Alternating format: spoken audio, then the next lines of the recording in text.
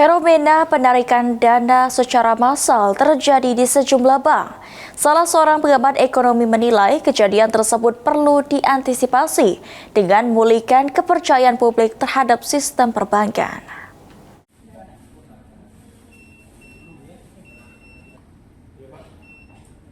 Sejak Mei 2025, Pusat Pelaporan dan Analisis Transaksi Keuangan (PPATK) memblokir lebih dari 30 juta rekening yang dinilai tidak aktif selama 3 hingga 12 bulan.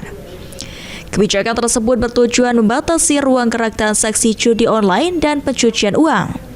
Namun hal tersebut menimbulkan kekhawatiran publik sehingga sebagian nasabah melakukan penarikan dana secara serentak atau fenomena bank run. Salah seorang pengamat ekonomi M. Ihsan Hajri menilai bank run biasa dipicu oleh faktor psikologis dan rasa takut akan pemblokiran mendadak. Tentu ini harus kita cermati ya, apalagi pemerintah saat ini kita harus menjaga kepercayaan nasabah untuk menyimpan di bank. Dengan adanya fenomena seperti tindakan PPATK kemarin, tentu ini akan mengurangi ya kepercayaan masyarakat dalam menyimpan uang di bank. Yang kita khawatirkan nanti timbulnya rush atau penarikan uang secara bersama-sama dalam jumlah besar. Nah, ini tentu sangat berbahaya bagi likuiditas bank.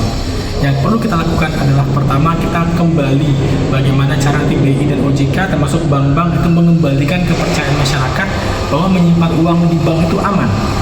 Ya. Ihsan menyarankan agar OJK dan bank memperkuat kembali kepercayaan publik melalui edukasi dan jaminan keamanan sistem perbankan.